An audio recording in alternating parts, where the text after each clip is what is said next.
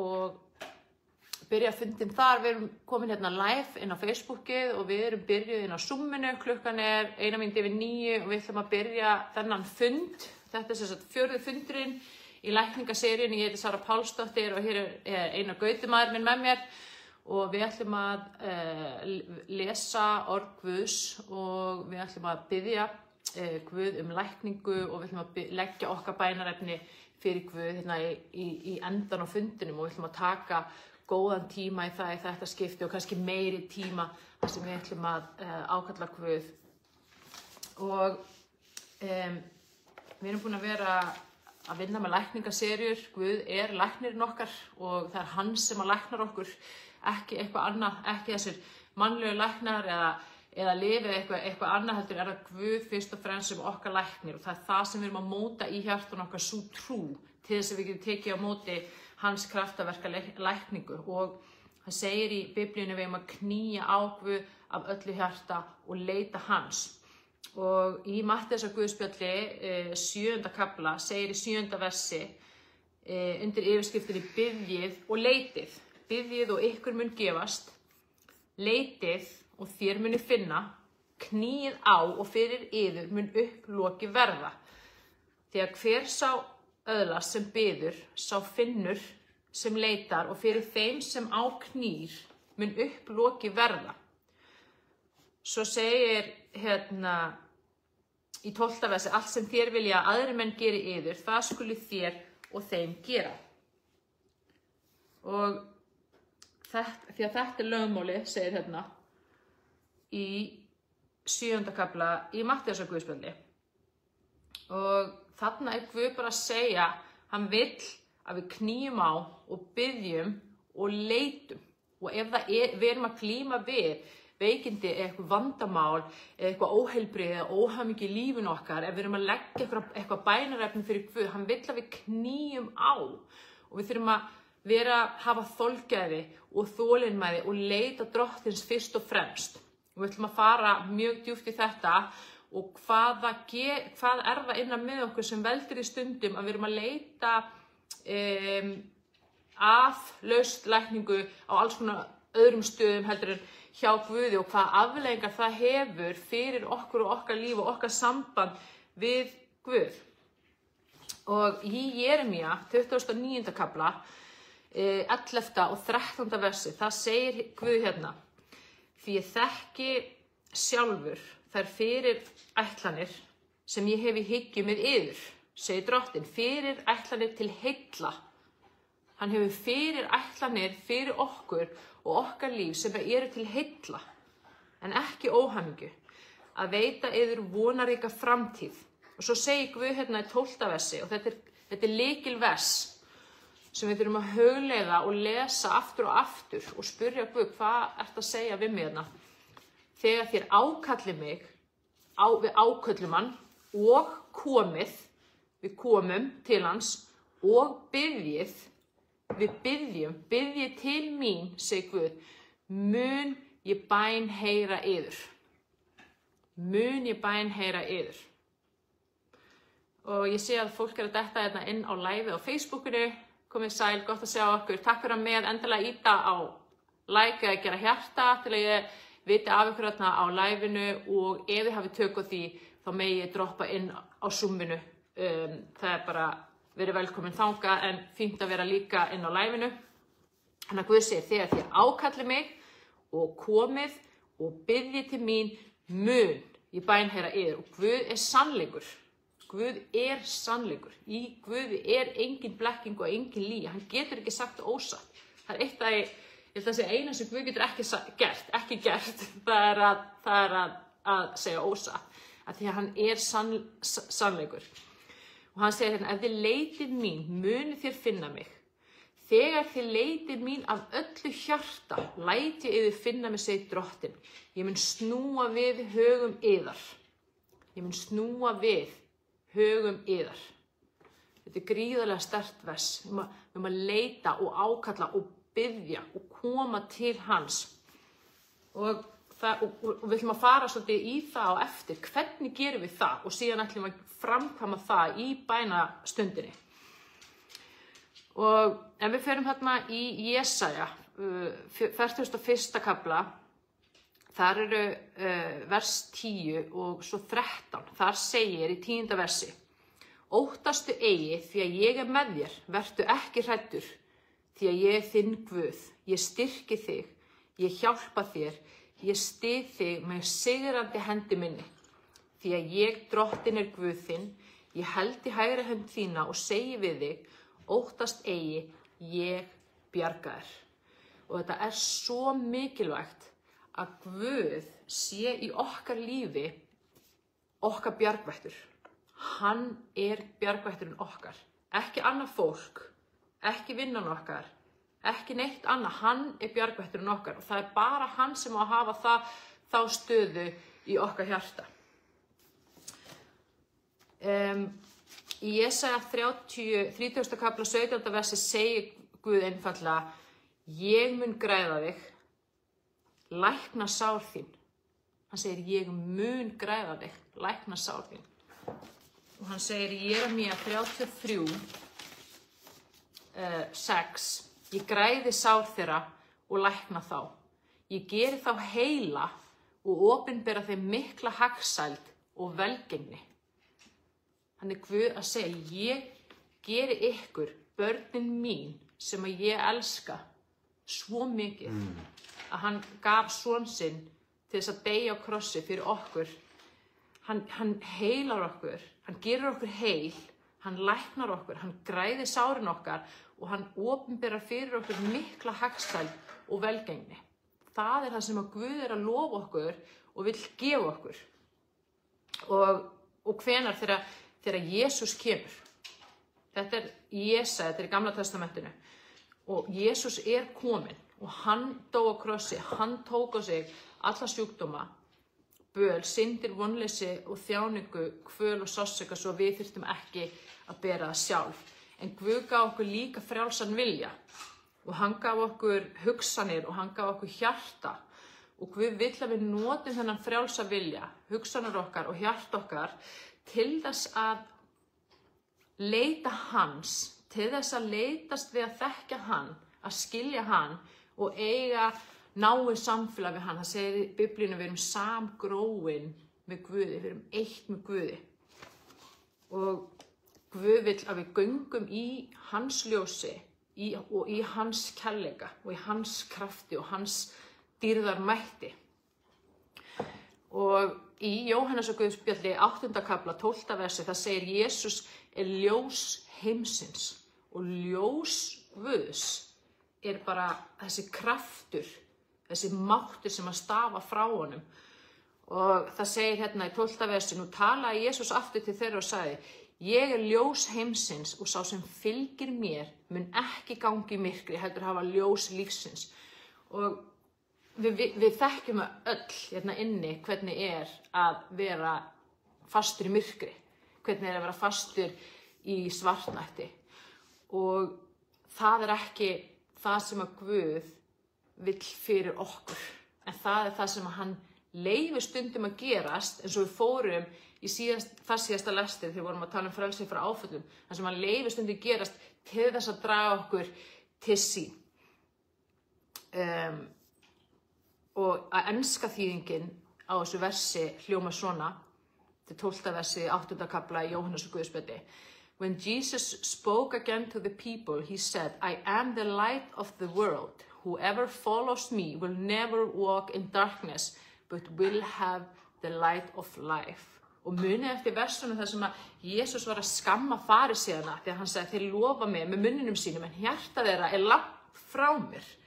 Og síðan líka í Jeremía hvernig Guð talar svikula hjarta, við vitum ekki, hver veit leyndardómana eða þekki leyndardóma sem búi í hjartan okkar, það er bara Guð einn. Þannig að við þurfum að vera tilbúin að vinna þessa vinnu með Guði til að átta okkur á: er hjarta mitt að fylgja Jesú? Eða er hjarta mitt að fylgja einhverju öðru, eða hjarta mitt búið að snúa sér frá Jesú? Og er ég komin inn í eitthvað myrkur? Og Og við getum spurt okkur, af hverju gerst, nú Jesús búinn að deyja á krossi, hann tók á sig alla sjúkdóma, alla synd og allt böl og allt þess að við getum haft heilbrigt líf. Af hverju gerst þetta ekki bara sjálfkrafa? Af hverju er ekki bara eins og fingrum hafi verið smellt og við eigum bara þetta heilbriga fallega líf og allt tekið frá okkur, allt erfiðleikar og allt myrkur og öll þjáning og öll veikindi. Af hverju getur fólk sem búið að taka við Jesú og búið að endurfæðast samt glímt við veikindi, sjúkdóma, þrengingar, áföll og erfiðleika?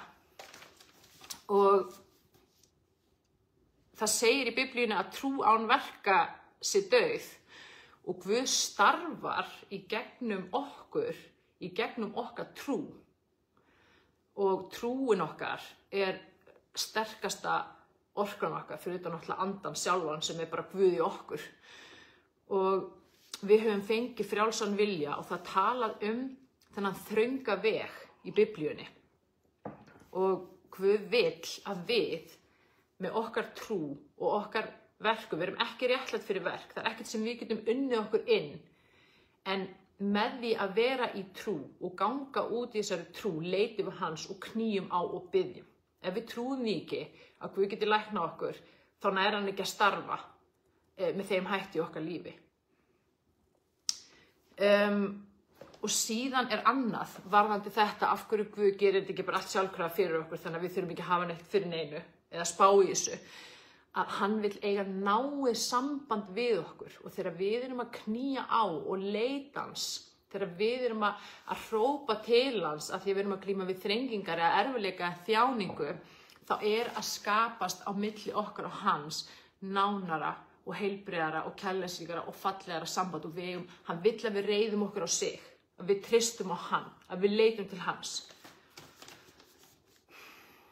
Þannig að eins og við fórum þarna í það síðasta lestur, ef allt er svo frábært og æðislegt í lífinu okkar og við erum bara búin að mastera allt sjálf og gera allt sjálf í okkar eigin mætti, að þá höfum við enga þörf fyrir hann og þá erum við ekki að leita hans.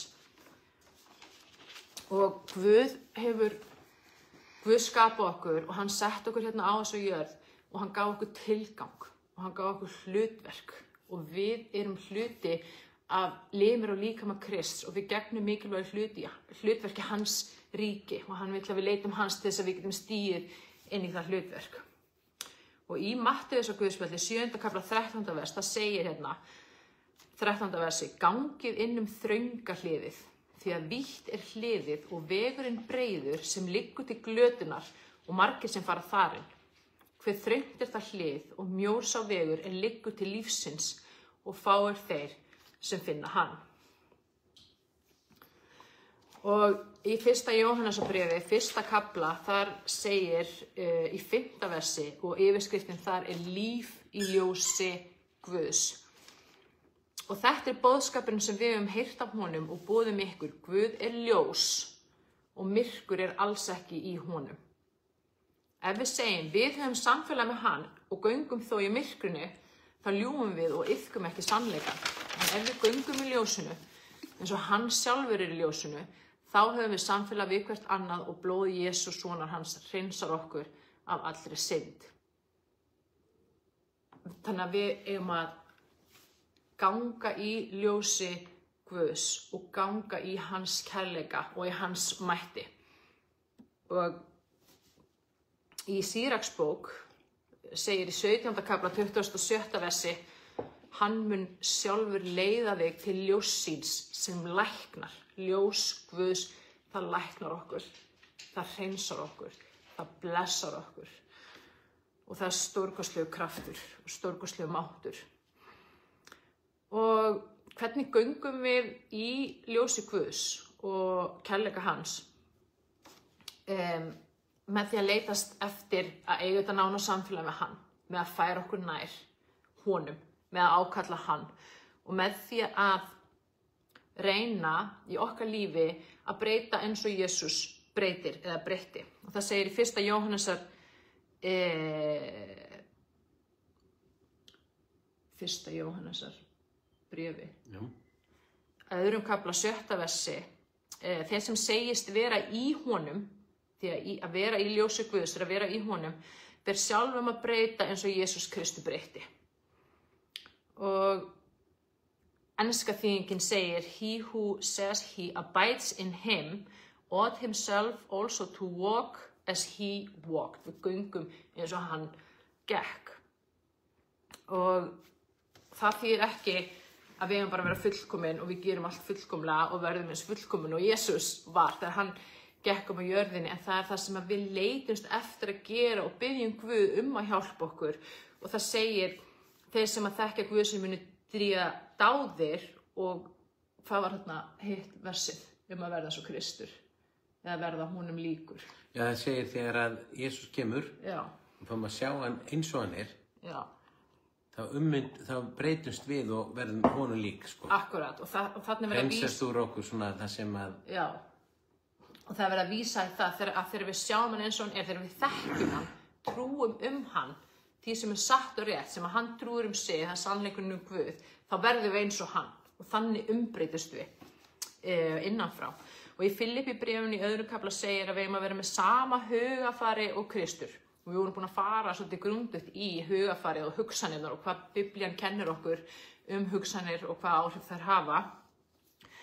Og stuðning við þetta vers að finna í 2. Pétursbréfi í 3. kafla, 1. versi, og það segir Pétur: Þetta nú annað bréfi sem ég skrifa ykkur þið elskuðu, og í þeim báðum hef ég reynt að halda hinu hreina hugafari vakandi hjá ykkur.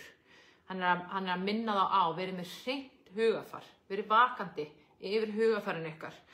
Og hann segir, það reyni ég með því að rifja upp fyrir ykkur þau orð sem heilagir spámenn hafa áður talað og boðorð drottins vors og frelsara. Þannig við eigum að íhuga og hafa í hug okkar boðorð Guðs og orð Guðs. Og svo getum við spurt okkur, hvernig breytti Jesús og hvernig breytir Jesús? Og hvernig hugafar Kristur með? Og Jesús, hann elskar, og hann elskar skilyrðislaust, og hann elskar alla jafnt.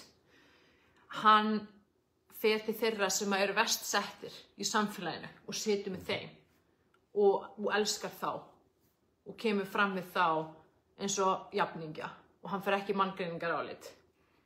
Hann fyrirgefur. Guð fyrirgefning. Og hann biður og hann talar út þessi kraftorð eða orð Guðs. Hann hreinsar hjarta og hugafarið og kennir okkur að gæta tungu okkar. Jesús frelsar og hann breiðir út fagnaðar erindið. Hann leggur hendur yfir fólk og læknar. Hann huggar, hann hugreistir, hann styður, hann færir frið, hann skapar sátt og hann sameinar. Og þetta eitt af því sem að Jesús gerir, og þetta það sem að við þurfum að reyna að setja inn í okkar líf, af því að við viljum ganga eins og Kristur gekk og vera eins og hann var. Og það þýðir að allt sem fer gegn þessu, eins og sundrung og ósætti og blekking og lygar og skammir og niðurrif og illar hugsanir, við þurfum að losa það út og stöðva þá háttsemi. Og í 2. Pétursbréfi, 3. kafla, 18. versi, þar segir Pétur: Vaxið í náð og þekkingu drottin vors og frelsara Jesú Krists. Honum sé dýrðin nú og til eilíðardags. Þannig að við vöxum í náð Guðs sem ljósið hans, eða krafturinn eða mátturinn sem kemur frá honum, og í þekkingu á Guð. Af því betur sem við þekkjum hann, því líkari verðum við honum, og það að vaxa. Það að taka framförum, það að líkast honum meira og meira. Og í Efesusbréfi í 2. kafla 10. versi segir: Við erum smíð Guðs, sköpuð í Kristi Jesú til góðra verka sem hann hefur áður fyrirbúið til þess að við skildum leggja stund á þau. Þetta hann að segja: Guð smíðaði okkur. Hann skapaði okkur og hann smíðaði okkur, og hann var búinn að ákveða verkin sem okkur var ætlað að vinna í Guðs ríkinu áður en hann skapaði okkur. Hann segir sem hann hafði áður fyrirbúið. Og við vöxum og verðum líkari Kristi með því að knýja á, með því að sækja á hann, með því að ákalla hann, læra að þekkja, dvelja í hans nærveru, ganga í ljósinu hans og bara svolítið herma eftir því sem að Kristur gerði og gerir. Og í ljósi Guðs ekkert myrkur. Sjúkdómar, eða veikindi, ágreiningur, ófriður, kvíði, ótti, hræðsla, hatur, skömm, niðurlæging, niðurrif, ásakanir, eymd, þjáning, kvöl, verkir, áhyggjur, sársauki, illar hugsanir, svik, óheiðarleiki, ofbeldi, streita, þunglyndi, fjandskapur, óþolinmæði, lastmæli og svo framvegis. Og allt þetta sem ég var að telja upp er dæmi um myrkur. Og allt þetta sem ég var að telja upp, það kemur ekki frá Guði, það kemur ekki frá ljósinu hans, það kemur frá myrkrinu. Og þegar við tölum þetta út, trúum þessu í hjarta okkar, eða hegðum okkur með þessum hætti, þá erum við að skapa myrkur innan með okkur. Og þegar það gerist, eins og við ræddum í síðasta lestum, þá er svo mikilvægt hvernig bregðumst við. Við bregðumst við eins og Kristur bregst við. Hann fyrirgefur okkur og hann elskar okkur. Við fyrirgefum okkur og við elskum okkur. Eða við fyrirgefum þeim sem við hafum þetta og við elskum viðkomandi. Og ljós Guðs er hins vegar kærleikur, skilyrðislaus ást, það er björgun, frelsi, friður, gleði, hlátur, allsnægtir, hugrekki, dirfska, kjarkur, langlindi, þolgæði, heilbrigði, heilindi, öryggi, trú, traust, fyrirgefning, heiðarleiki, sætti, sameining, elska, hrós, þakklæti, uppbygging, það er sýkna og sakleysi, vellíðan, velgengni, kraftaverk, lækning, samvera, tengsl, vinátta, fjölskylda, heilbrigt hugafar, orð Guðs, náð hans, blessun og dýrð. Og þarna er ég að taka nokkuð dæmi um það hvað ljós Guðs er, hvað Guð er. Hann er allt þetta. Og þetta fáum við þegar við dveljum í hans ljósi og þegar við lærum að þekkja hann fyrir það sem hann raunverulega er. Og þegar við göngum og lifum í þessu ljósi, að þá er þetta krafturinn sem að verkar innra með okkur og í okkar lífi, okkar daglega lífi. Og það er þannig að í hans ljósi er engin sjúkdómar eða veikindi. Og hvernig gerum við það? Það er með því að trúa því og hugsa það og segja það og með því að biðja og knýja á Guð. Og það er svolítið rauði þráðurinn í lestrinum í dag, það er að gera þetta og vera með þetta hugafar að knýja á hann. Við eigum ekki að óttast Guð eða vera feimin við hann eða vera hrædd við hann. Hann er Abba faðir. Við getum komið til hans með allt myrkrið og áhyggjurnar og vonbrigðin og reiðina og við megum bara leggja þetta fyrir hann og segja bara, svona líður mér. Ég er reið eða ég er reiður eða ég er vonsvikinn og af hverju er ég að upplifa þetta í mínu lífi núna og ég skil þetta ekki og ég bara er mjög sár og við megum koma til hans með okkar sársauka, með okkar hugsanir, með okkar hugrenningar, jafnvel þótt að það sé neikvæð orka í því og það er það sem Guð vill að við gerum. Við eigum að leita til hans. Guð gaf okkur tilfinningar og við erum tilfinningaverur og hann hefur líka tilfinningar. Og okkur má líða eins og okkur líður, hvernig sem það er. Við megum líka hafa neikvæða tilfinningar og við komum til með þær til Guðs og við leggjum það til hans og hann læknar okkur, hann huggar okkur, hann frelsar okkur, hann hjálpar okkur.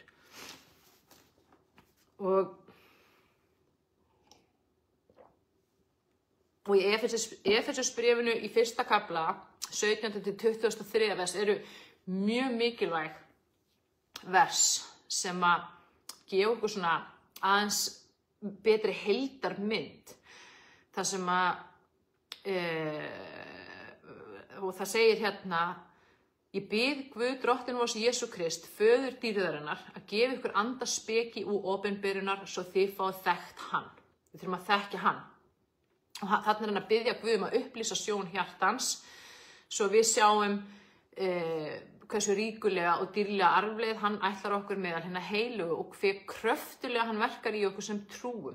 Og hann segir að þetta er sami áhrifamikli kröftugu mátturinn sem hann lét koma fram í Kristi, er hann vaktan frá dauðum og lét hann setja sér til hægri handa. Hann segir sami kraftur og reisti Kristu frá dauðum verkar í okkur þegar Guð er að verka í okkur. Og setti hann ofar hverri tign og valdi og mætti, ofar öllum herradómi og sérhverju nafni sem nefnt er, ekki aðeins í þessari veröld heldur og í hinni komandi. Jesús er æðri og yfir öllu. Það er ekkert sem er æðra honum eða hefur meiri vald, eða meiri kraft, eða meiri styrk heldur en hann. Allt hefur hann lagt undir fætur honum og gefið hann kirkjunni sem höfuð yfir öllu, en kirkjan líka með hans og fyllist af honum sem sjálfur fyllir allt í öllu. Þannig Guð að segja, Jesús í okkur, við erum kirkjan og Jesús í okkur og Jesús æðri öllu sem til hefur vald yfir öllu. Þetta rosalega sterkt og þetta ekki smá staða sem að Guð og vald sem Guð hefur gefið okkur. Og hérna líka var þetta það hvernig við göngum í ljósi Guðs og leggjum okkur fram að líkjast honum og hvernig við hegðum okkur.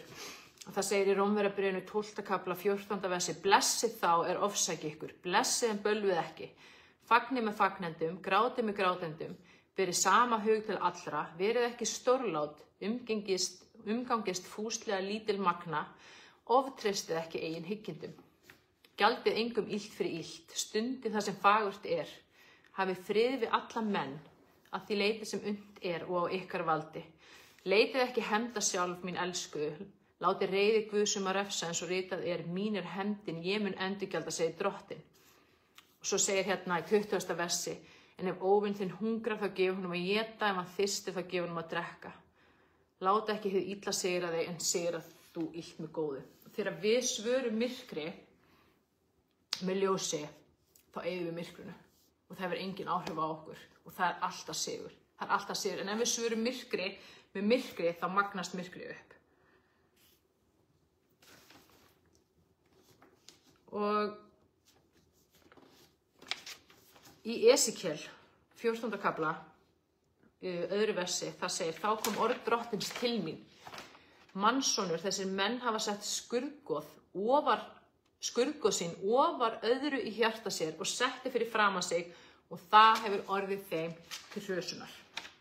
Þetta mjög merkilegt vers og mjög svona sterk opinberun sem að Guð var að gefa mér þegar ég var að undirbúna lestur og ég var að fara yfir þessi vers og ég fór að hugsa, að því ég er búin að vera að hugsa svo mikið hjarta, því að það segir í orðskviðunum að lífið sjálft komi úr hjartanu og við erum búin að fara mjög djúpt í þessi vers, hvernig við erum að varðveita hjarta okkar framar öllu öðru, að því að sjálft lífi kemur þaðan, það sem við trúum, það sem við hugsum, það sem við segjum, kemur allt úr hjartanu og það það sem að skapa líf okkar, heilsu, kringumstæður og þarna fór ég að skoða hvað ofar en Guð í hjartanu mínu og ég fór að hugsa, eitthvað í mínu hjarta sem ofar en Guð og þá fór ég að biðja og ég fór að knýja á Guð alveg eins og við ætlum að gera hérna í bæninni á eftir og þá áttaði ég mig á því að það var bara fullt af hlutum í mínu hjarta sem var ofar Guði og ég bara, og það segir ég í mér hjartað svikvöld af því að við vitum ekki hvað í hjartanu, þess vegna þurfum við að biðja Guð að gefa okkur svo opinberun og lesa þessi vers og það sem að gerist þegar eitthvað annað ofar í hjartan okkar heldur en Guð að það myndast skekkja og það myndast myrkur og ég vinn við að hjálpa fólki að fá frelsi frá krónísku neikvæðum einkennum og nota það fyrst og fremst ljós Guðs og sko það sem ég sé aftur og aftur, ekki bara hjá sjálfum mér í gegnum mína eigin reynslu, hvort sem það svefnvandamál, það kvíði, það þunglindi, það króníski verkir, það streita, það drama, erfiðleikar og ágreiningur innan fjölskyldna að fólk búið að setja á óafvitandi, fólk gerir sér ekki grein fyrir þessu, að í hjarta viðkomandi þeirra Guð svefnin þeirra, eða foreldrarnir, eða vinnan þeirra, eða heilsan þeirra, eða líkaminn þeirra, eða útlitið þeirra, eða peningar, eða fylgja mér. Og að því að við erum raunverulega sköpuð á Guði, hvort sem við trúum á Guði eða ekki, þá hann til í hjartan okkar. Og við höfum innbyggða tilhneigingu, það í eðlun okkar að vilja tilbiðja Guð. Og ef við erum með skakkan Guð í hjartanu, eða við erum óafvitandi að tilbiðja ykkur skurðgoð, þá skapar það mjög mikið myrkur á því sviði sem það tengist. Og ég ætla að útskýra þetta betur og við ætlum að biðja Guð að opinbera fyrir okkur hvað í okkar hjarta og við þurfum að vera tilbúin að biðja Guð að leiða okkur áfram í þessu og ekki vera of fljót að segja nei. Það sko ekkert ofar í mínu hjarta heldur en Guð. Guð efstur, hann alltaf efstur. Af því að ef við erum með þetta viðhorf, þá lokum við á Guð og hans möguleika á að opinbera fyrir okkur, það gæti verið eitthvað. Þú veist, það það sem Biblían alltaf að segja okkur. Og þegar við erum með skurðgoð eða hjágoð eða bara skakkan Guð í hjartan okkar, þá fer allur þungi og allur fókus og allt traustu okkar og trú einhvern veginn lögð á það atriði og allt veltur á því. Þannig að til dæmis fekk ég konu til mín sem var búin að vera að glíma við krónískan svefnvanda í 6 ár. Og í 6 ár bara gat hún ekki sofið, hún búin að fara til alls konar svefnrannsókna, svefnlækna, búin að taka svefnlyf og þetta var bara orðið þvílíkt vandamál. Og þegar ég var að hlusta hún að tala, ég ekki hugmyndi hvort hún trúði á Guð eða ekki, þá skynjaði ég svo sterkt. Þessi heilagur andi var að tala til mín, hennar Guð var svefnin. Svefnin var öryggi hennar, svefnin var heilbrigði hennar, svefnin var dagurinn hennar, af því að ef hún fekk ekki svefn, þá var hún órugg, óheilbrigð, gat ekki farið í vinnuna, gat ekki þéna, gat ekki séð fyrir hún var búin að hengja allt sitt líf á svefnin. Og svefnin, ég ekki að gera lítið á svefnin, hann mjög mikilvægur, en hann getur ekki honum ekki ætlað að vera Guð í okkar lífi, að fylgja mér. Það sama og þegar við leggjum allan þunga og allt líf okkar veltur á vinnun okkar, eða á líkamanum okkar, eða á heilsun okkar, og þá myndast þessi skekkja og skekkjan og myrkri sem verður í þessum parti verður svakalegt. Hver og hvað okkar öryggi,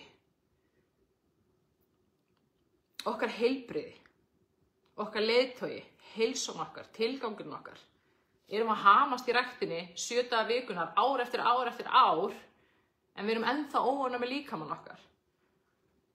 Erum við að setja allar hugsanir okkar fókus og þunga á eitthvað af þessu í stað þess að segja Guð, þú ert öryggi mitt, þú ert heilbrigði mitt, þú ert frelsi mitt og ef ég hef þig, þá hef ég allt. Eða erum við að hugsa, ég get ekki verið hamingjusöm eða hamingjusamur, ég get ekki lifað nema ég sé heilbrigður, nema ég hafi góðan svefn, nema ég hafi þetta, nema líka minn lítið svona út, nema ég fari í ræktina, nema ég geri þetta. Og ef svo þá gæti það verið vísbending að hér sé að ræða skurðgoð eða að eitthvað af þessu sé ofar í hjartan okkar heldur en Guð að fylgja mér. Stundum það þannig að börnin okkar eru ofar í hjartanu heldur en Guð og þá skapar það myrkur og skekkju í okkar sambandi við börnin. Guð verður að vera efst. Hann verður að vera efst og það ekki hans vegna, það okkar vegna. Hvað með mat? Það segir ég held að segja í Filippibréfinu að þeirra Guð maginn þeirra og ég þekki þetta svo rosalega, ég klíndi við átörskunni 18 ár. Matur var huggunin mín, öryggi mitt, þegar mín leið til að meðhöndla neikvæðar tilfinningar, mín leið til að slökkva á sársaukann og vanlíðan innra með mér. En það ekki, og afleiðingin var sú að sambandið sem ég átti við mat var bara eins og óheilbrigt að hugsast gat. Af því að myrkrið sem varð þegar maginn eða matur var minn Guð var ólýsanlegt og þá tengdist það matnum. Og við þurfum að skoða þetta líka.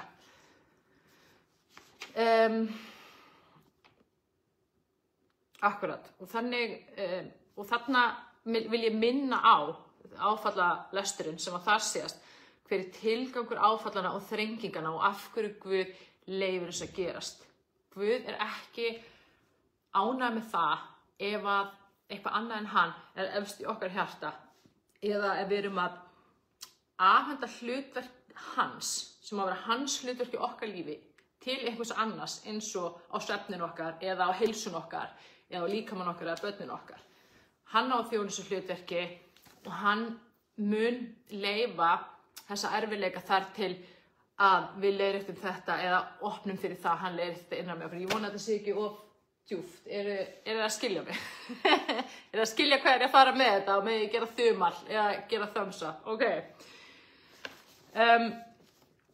Þannig að við ætlum að skoða þessa röðin inn í hjartan okkar og ég var alveg frekar hissa þegar ég fór að biðja til Guðs í dag og var að knýja á hann og ég byrjaði að sjá þetta var sem sagt, börnin mín, líkaminn minn, matur, það reyndar kom ekkert sérstaklega óvart, það hefur verið eilíðar vandamál hjá mig sem ég bara frekar nýlega búin að ná svona mjög góðum og heilbrigðum tökum á. Það var samfélagsmiðlar, tunga mín, tilfinningarnar mínar, ég hef átt mjög erfitt samband við tilfinningar mínar í gegnum tíðina og þegar ég fór að skoða þetta, þá hugsaði ég, vá, þetta eru einmitt þessi svið, nákvæmlega það hlutverk sem ég var að gefa tilfinningunum mínum, tungunum minni, líkamannum mínum, mat, börnunum mínum, var nákvæmlega það sem að ég var búin að vera að upplifa erfiðleika sem voru svona endurteknir erfiðleikar.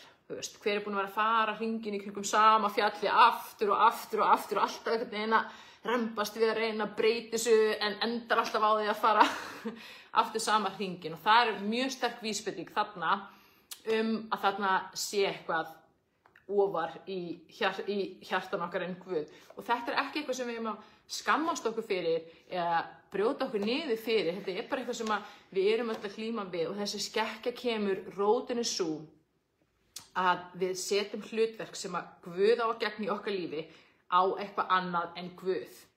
Þá fer það ofar í hjartan okkar en Guð og þá kemur þessi skekkja og þetta myrkur á þessu tiltekna sviði. Er að fylgja mér? Og ég ætla að segja frá þessu, jafnvel þótt að mér finnst það óþægilegt, að þegar ég fór að skoða þetta með börnin mínu, ég sagði já, börnin mínu ofar í hjartanu endur en Guð og það segir í Matteusarguðspjalli í 10. kafla 37. versi sá sem ann föður eða móðir meir en mér er ekki mín verður og sá sem ann syni eða dóttur meir en mér er ekki mín verður. Hver sem tekur ekki sinn kross og fylgir mér er mín ekki verður. Sá sem ætlar að finna líf sitt tínir því og sá sem tínir lífi sínu mín vegna finnur það. Og ég spurði Guð, ég sagði af hverju? Ég sagði hvaða hlutverk er ég að leggja á börnin mín sem að Guð á að gegna í mínu lífi og Guð kom strax með svarið þegar að láta mig líta vel út. Og ég hugsaði með mér, vá, ég tengi alveg við þetta, ég tengi alveg við hugsanirnar, var að líta svona vel út með 2 svona krúttleg börn þegar ég var fullkomin út af við og þá byrjaði að rifjast upp fyrir mér einmitt. Mjög oft er ég fyrir framan annað fólk sem ég þekki ekki, þá eru börnin mín að gera eitthvað sem lætur mig ekki líta vel út. og sem þau gera vanalega ekki, þú veist, ekki heima hjá sér eða neinstar annars staðar, þannig ég já, ok, ég tengdi strax við þetta og þarna var ákveðin skekkja og ég bað Guð um að koma að fyrirgefa þessu og afhendi honum þetta og þá leiðréttist það í hjartanum mínu auðvitað og það er líka ekkert sanngjarnt gagnvart börnunum mínum að þau eitthvað ég sé að leggja það hlutverk að þau láta mig líta vel út, þú veist, það er ekki þeirra hlutverk, þannig að þetta myndar skekkju og neikvæða orku í mínu sambandi við börnin mín þegar þetta hlutverk er svona. Ég sé líka til dæmis, ég fengi til mín ungt fólk þar sem að foreldrar þeirra í hjartanu þeirra gegna því hlutverki að vera þeirra Guð og það var bara alltaf mikil ábyrgð annarkvort lögð á foreldrana og þetta er kannski einstaklingar sem eru orðnir fullorðnir þar sem foreldrarnir eiga að gera allt og það myndast bara svona togstreita og skekkja og óánægja og ósjálfstæði hjá þessum einstakling þannig að þú veist það er bara Guð sem á að vera Guð í okkar lífi og engin annar og ekkert annar og þegar við setjum hann þar og við fókusum á hann og við leitum til hans þá mun hann einhvern veginn sjá til þess að allt hitt falli á réttan stað og þangað það sem það á að vera og það er svo mikilvægt að vera tilbúin að sjá þetta og byrja bara ok, ég vissi þetta ekki, ég sé þetta núna Guð hjálpa mér að lækna þetta og þá er ég laus undan þessu og það er blessun og það er gjöf en ekki fordæming eða ásökun eða skammir. Ok.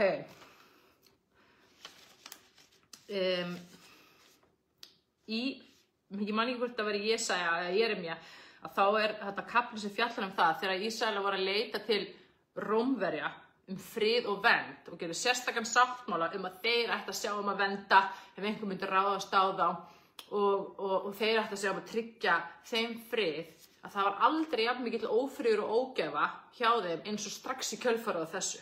Að því að Guð var að segja því ég á að vernda ykkur.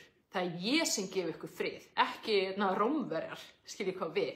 Þannig að þarna kom strax lexía frá Guði sem var hörð og ég tengdi svo mikið við þetta þegar ég var að fara yfir þessi vers. Og allt í þessu lífi er hverfult nema Guð. Og andinn sem hann gaf okkur þegar við endurfæddumst og meira þess að sálin okkar getur tortímst í myrkrinu ef við tökum ekki á móti Jesú, sem ég veit að við hérna inni höfum gert, og ef það er einhver hérna sem hefur ekki gert það, að þá munum við gera það í bæninu og eftir til öryggis. Og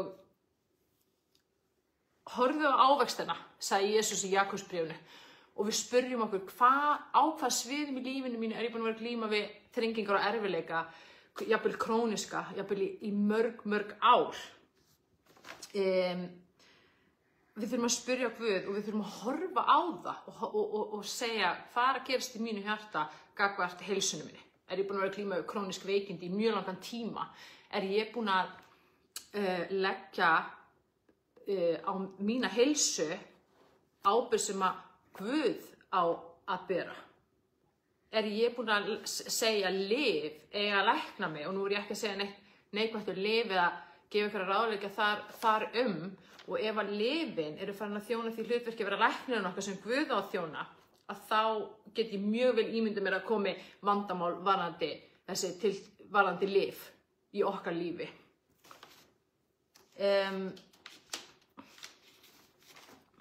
Og já, eitt af því sem ég sá líka í hjartanu mínu, sem kom alveg heim og saman við mína reynslu, var að ég sjálf var ofar Guði í mínu eigin hjarta.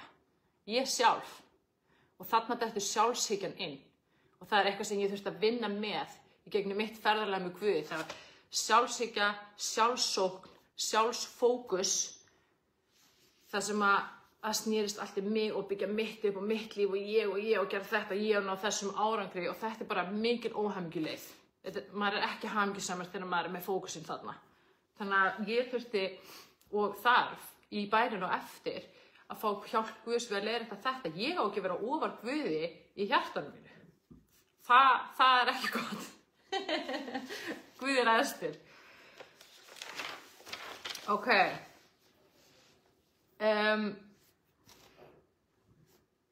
Svo lengi sem eitthvað annað en Guð er ofar Guð í hjartan okkar, þá getur það tiltekna atriði eða svið í okkar lífi aldrei verið heilbrigt. Verið að fylgja mér. Þess vegna er Jesús að segja að við eigum ekki að elska börnin okkar meira en hann, skilur. Að börnin okkar eigi ekki vera ofar í hjartanu heldur en hann sjálfur. Hann þarf að vera fyrir ofan svo okkar samband við okkar börn geti verið heilbrigt. Þannig að við leitum fyrst til Guðs með allt. Við leggjum allt okkar traust á hann. Og ég hef alveg fallið á alls konar prófum, lagt traust mitt á menn en ekki Guð og Guð bara gefur mér skellinn, en síðan hef ég lært í framhaldi. Þannig að það hefur gert mér gott. Og mér langar núna, ég næ ekki að klára öll versin sem mér langar að fara í, en ég ætla að posta þeim í grúppuna næstu dag, því mér langar að fara núna inn í bænina. Og þetta er svolítið löng bæn, einfaldlega af því að við þurfum að gefa okkur góðan tíma í að biðja til Guðs og ákalla og leita hans og stíga inn í þetta ljós sem hann er og biðja Guð að opinbera fyrir okkur hvað er efst í okkar hjarta og hvað er næstefst og hvað er næstefst og síðan biðja Guð að fyrirgefa, við afhendum það til hans og biðjum hann að leiðrétta þetta í hjartan okkar þannig að Guð er efst. Og við byggjum hann að leiðrétta þessar skekkjur það sem við höfum óafvitandi. Mjög oft er þetta ómeðvitað og yfirleitt er þetta ómeðvitað. Það sem við höfum sett hlutverk sem bara Guð á að gegna á eitthvað annað eins og svefnin okkar eða heilsun okkar eða líkamann eða börnin okkar eða foreldra eða vinnun okkar eða eitthvað annað. Og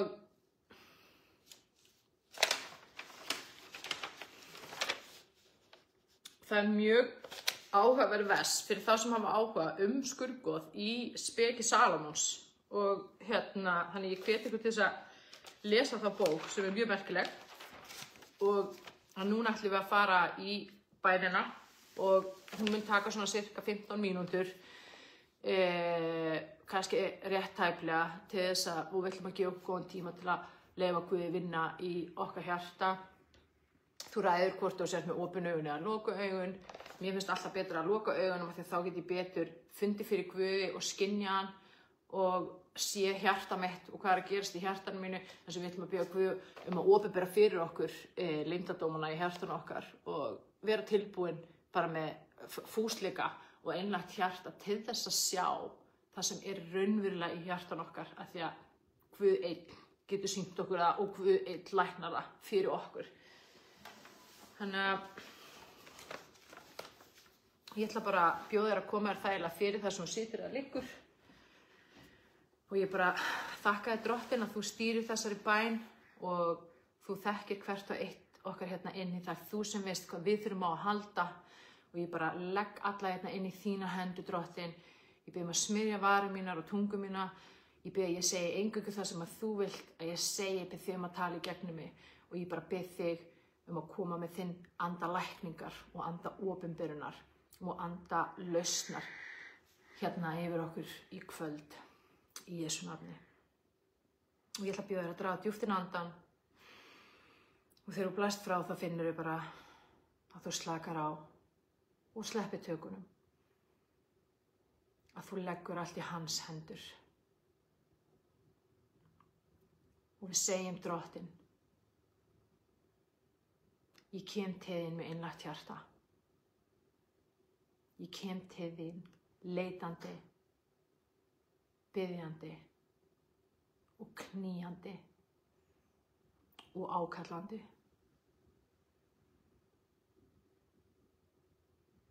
Ég bið að hjálpa mér.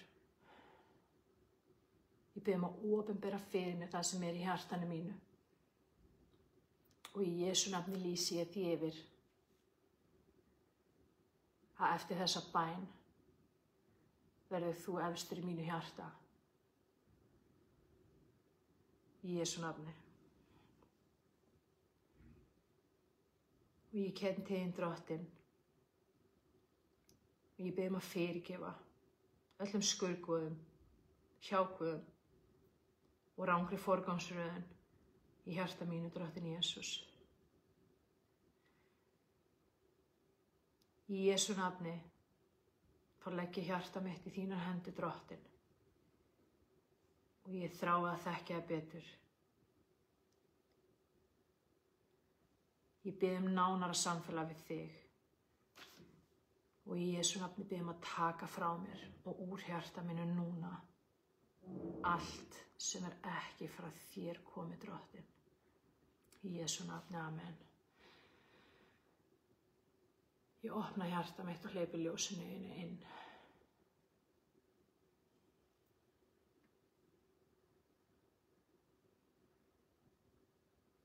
Og ég þakka þér fyrir að þú læknar, að þú leysir og þú hreinsar.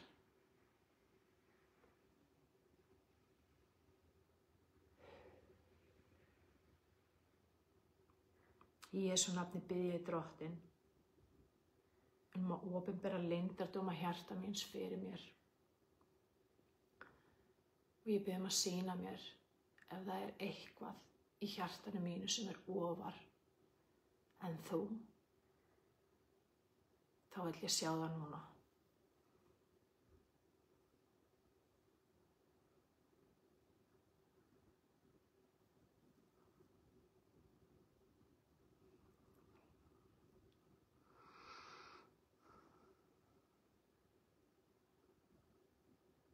Það getur verið að þú sjáir eitthvað eða skynjir eitthvað eða heyrir bara rödd Guðs.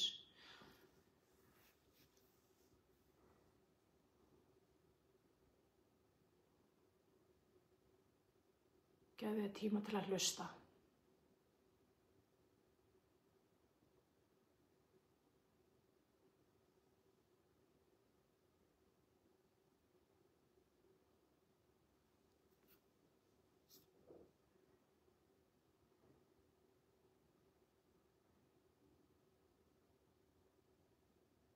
Og Guð gefur þér líka opinberun og tengingar.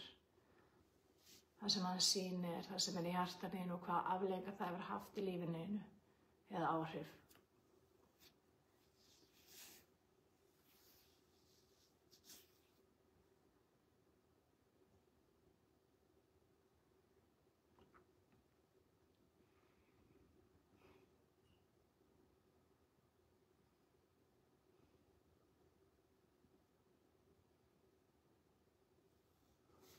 Og ég bið Drottinn að fyrirgefa þessu. Ég fyrirgef þessu. Ég afhendi þetta allt til þín núna. Í Jesú nafni, takk þetta frá mér.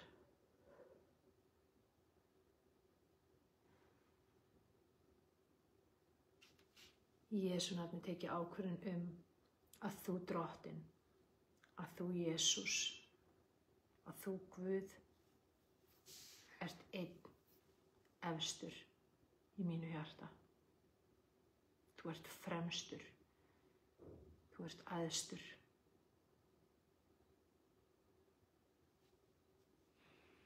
Og ég bið þig Drottinn að varðveita hjarta mitt.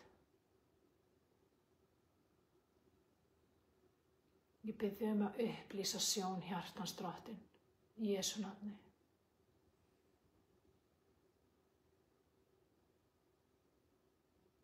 Og ég þakka þér fyrir.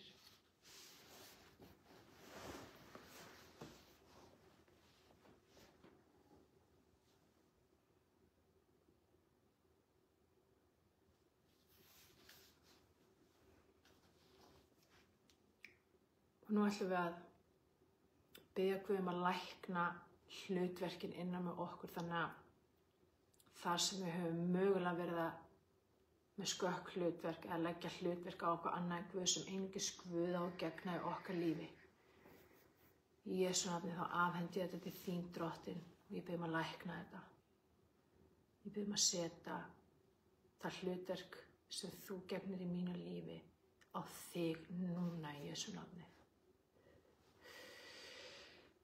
Þú ert minn Guð.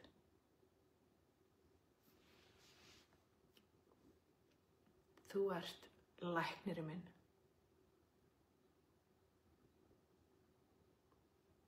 Þú ert frelsi mitt.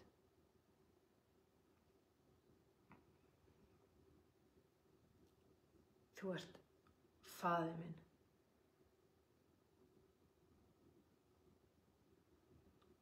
Þú Drottinn ert heilsan mín og heilbrigð mitt. Í Jesú nafni. Þú ert réttlæti mitt.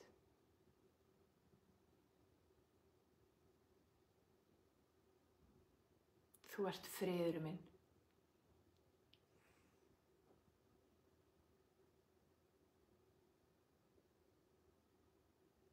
Þú ert gleðin mín.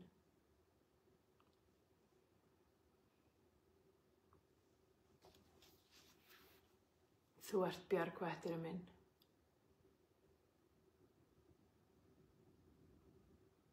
Og Jesús, þú ert bjargið mitt.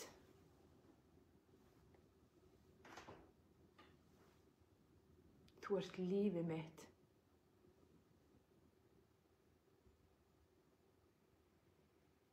Í Jesú nafni, þú ert öryggi mitt. Og ég festi rætur mínar í þér og þínu ljósi núna í Jesú nafni.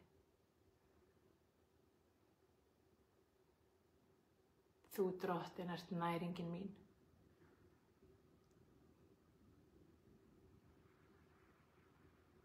Þú ert ljósið mitt. Þú Drottinn ert allsnægtir mínar. Og ég þakka þér fyrir allsnægtir sem að þú gefur mér.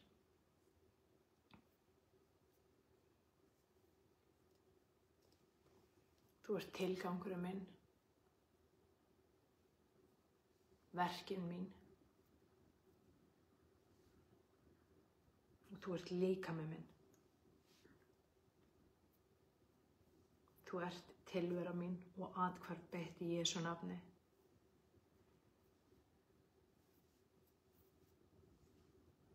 Og ég leita fyrst þín og þíns réttlætis og þíns ríkis með allt í mínu lífi.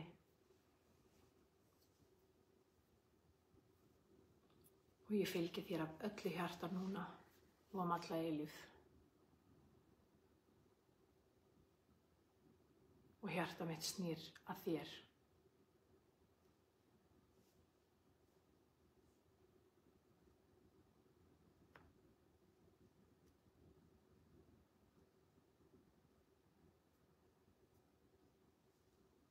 Þú ert hugrekki mitt.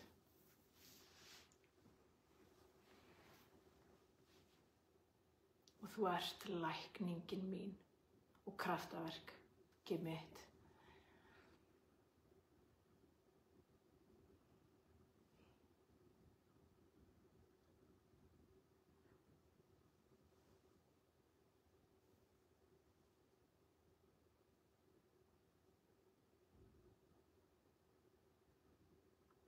Himneski Faðir, í Jesú nafni, ég kem til þín með einlægt hjarta, en ákveðið hjarta, og ég kný á, ég bið, ég leita og ég færi mig enn nær þér og mig langar til að gefa hverju einu hérna inni núna tækifæri. Hvað það sem að þú vilt knýja á Guð með? Hvað það sem að þú vilt leita til hans með? Hvaða bæn að efni eða bón viltu leggja til hans og segja nú knýi á, nú kem ég til þín og ég leita þín. Ég mun aldrei gefast upp. Ég ætla að bjóða þér núna að taka kannski 1-2 mínútur til þess að gera þetta persónlega með Guði. Það má vera hvað sem það getur verið lækning, það getur verið fjölskyldumál, það getur verið vinnutengt, eitthvað sem getur verið hvað sem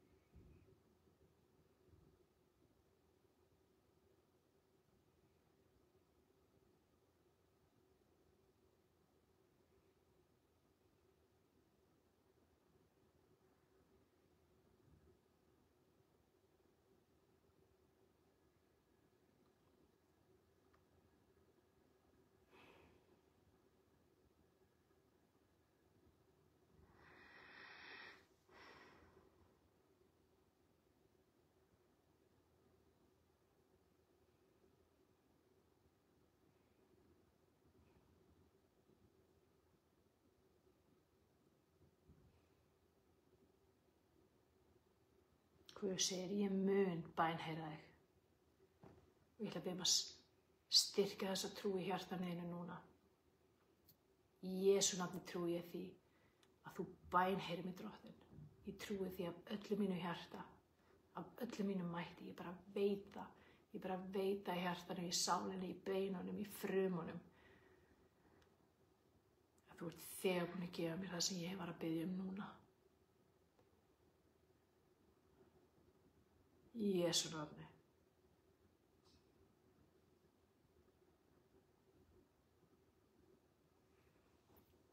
Og það skiptir engu máli hversu stórt eða mikið eða ótrúlegt þetta er. Guð getur allt.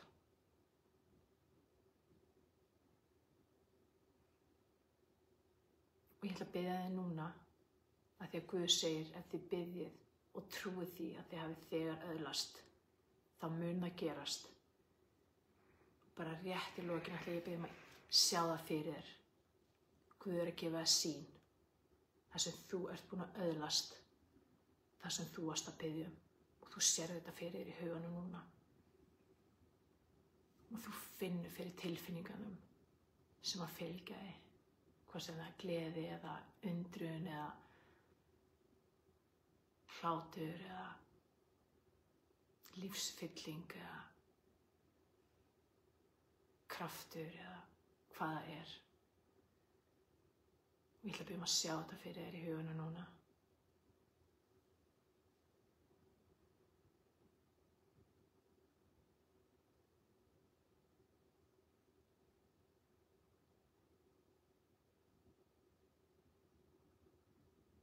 og leyfa þér að finna gleðinni sem fyllir hjartað þitt.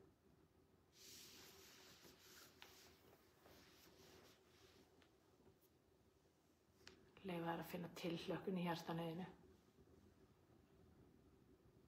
Af því að Guð að bænheyra þig.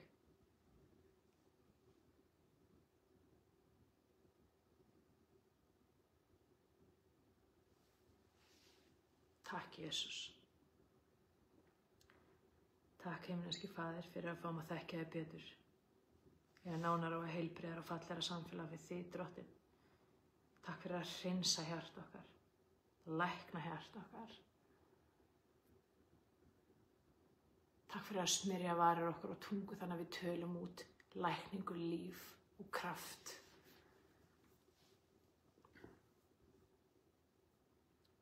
Gefðu okkur fókus þar sem við fókusum á þig og þína dýrð og þitt ljós. Í Jesú nafni.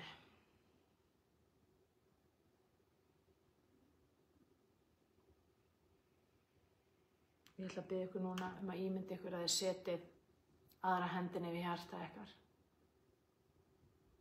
Og þið segið uppáttið hljóð í Jesú nafni. Læknastu. Og finni hvernig Guð læknar hjarta ykkar.